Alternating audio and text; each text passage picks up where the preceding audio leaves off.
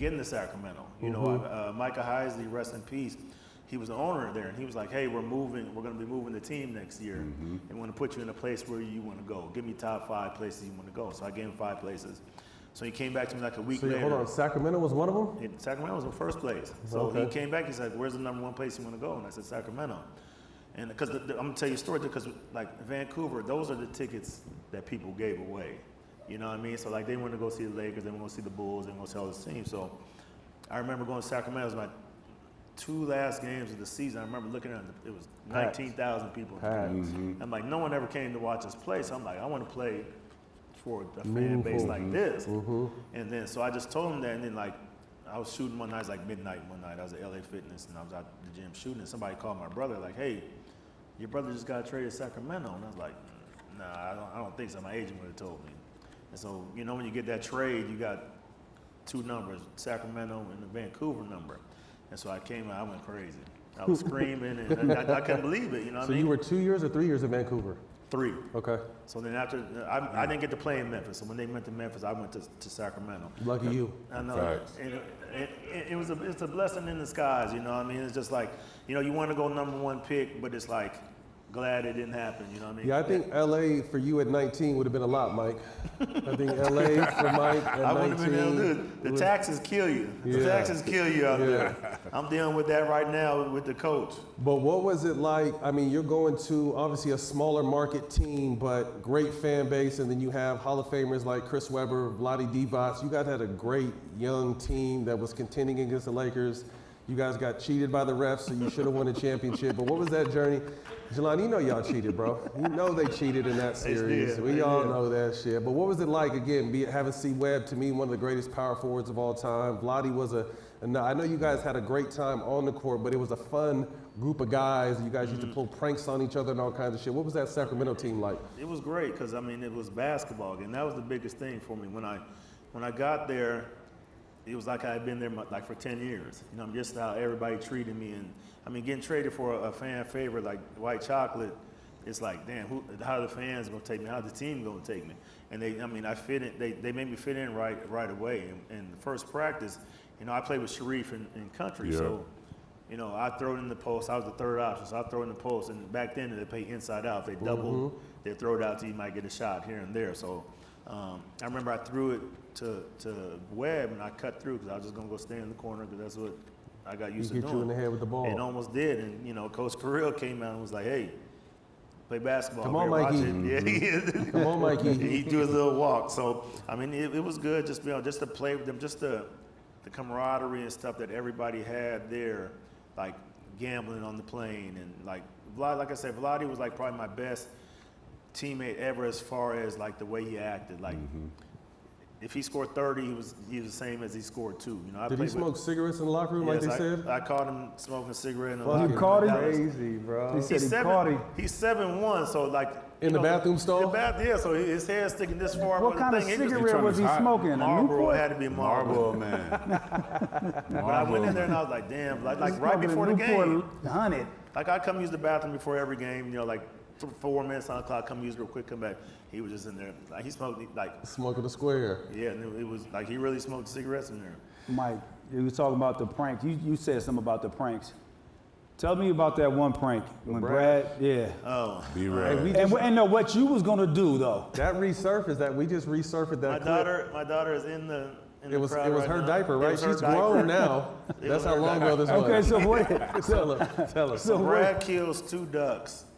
Like he doesn't clean them or anything. So he killed ducks, threw it in his truck, and comes right to the locker room. And I mean, he knows I don't like that shit. First of all, if y'all don't know, Mike is a germaphobe. His food doesn't touch. He washes his hands 180 times a day. So Mike doesn't play with no kind of germs. Did you catch COVID? Yeah, I got it. Oh, damn, I'm surprised. Yeah, like, going around everywhere. Mike does not play with germs. Mike was pre-pandemic before the pandemic. He didn't touch nothing. You don't have to worry about it. Being sanitary. Yeah. You know what I mean? Sanitary. Yeah, so Brad, he's chasing my son around with the ducks, you know, making them run and stuff. So I come in, and he had the 2 ducks hanging from my locker. So and like shit dripping out of them and everything, right? I mean, the hang is right off the thing. Guts everywhere. And I'm like, Brad, what the fuck are you doing, dude? And I was like, I got something for him. I told Darcy, I said, I need one of those diapers. Give it to him, I'm gonna put it all under his door handles. So when he goes to open his door, he can have shit in his fingernails. And so somebody ended up telling him before he could get it done. But I mean, it was just a prank. It was all in fun, you know what I mean? It was fun. We had fun in those teams. And How did you think of that though? I had to get him back. That's the only thing I could think of. That was your getting nothing back? bothers That's in Brad. the locker is wild. He said, I'm gonna put doo-doo up underneath the Two door dead ducks in handle. the locker is So when I wild. yank it, But imagine if he would have got up underneath that door handle though. Yeah. ooh, been if in he his would have got nails it and for a nobody couple told him, days. ooh. Cause you'd have been like, yeah, that's exactly what you would have did. You'd been like, what is this? Oh. Well, Yeah, it might have got on you a Fuck little around, bit. fuck around with your mustache. Yeah. I got a funny story about. I remember, so my twins were born when I played in Phoenix in 2008, and I was a super hands-on dad. I was so excited to be a dad. So I remember the twins had a blowout, both of them shit out everything. So I got them changed. I don't know where their mom was, but I had to get them changed, bathed, and everything. I did a lot. Long story short, I had to throw the stroller away. That's how nasty it was. But later that night, I'm smoking, playing video games after everyone's asleep, and I'm about to pick my nose, and I put my finger in my nose, and I smell my finger. I'm like, Shit underneath your nail. shit underneath my nail. But I had scrubbed myself because it was so nasty. Like I had to take a shower, but somehow That shit that's a gets under crazy the story. nails, My that shit bad, ain't y'all. But it leaving. just reminded me when I had shit That's under what my happened to fingernail. Brad. Yeah, that's what would have happened to But I Brad. think we all know you play with him. You still working with him. I don't know if you play, but you probably played with the biggest prankster in the league is Shaq. Oh, Shaq's the worst. Yeah.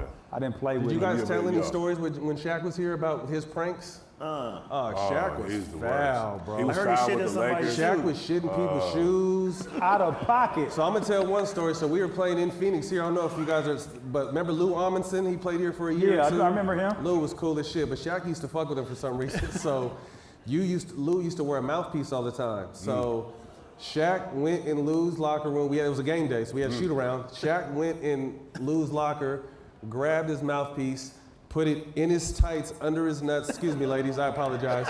Underneath his nuts, did a whole shooter. Shaq is 300 pounds, Fact. sweats when he Fact. wakes up, like nasty.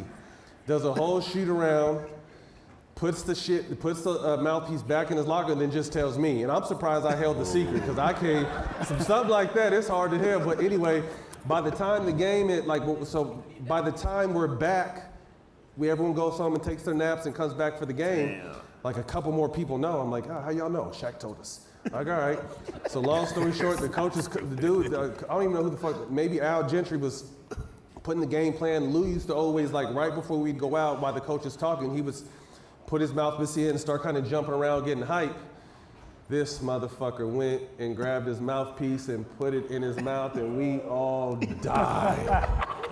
That is disgusting. And he's like, what's going on? Like, he was still jumping around. Like, why is everyone laughing? This Damn. dude He didn't had- check He it. didn't He didn't smell know it? nothing was wrong. But why would you, it's in your locker. You think everything Ain't in your nobody locker is supposed to do cool. that. You know what I Right. mean? Because of the Shaq essence. Yeah, I feel it. I would get think it. that the Shaq essence would give something off the mouth, like you should know when it got like close But ain't to here. nobody there's supposed to something do wrong. that. But I mean, he couldn't Stuff smell you it. don't cr- You would never, would you think to smell your mouth? Like, if you're I smelled my mouthpiece a couple times. It probably smelled like shit already, but maybe it was just used to smelling like shit.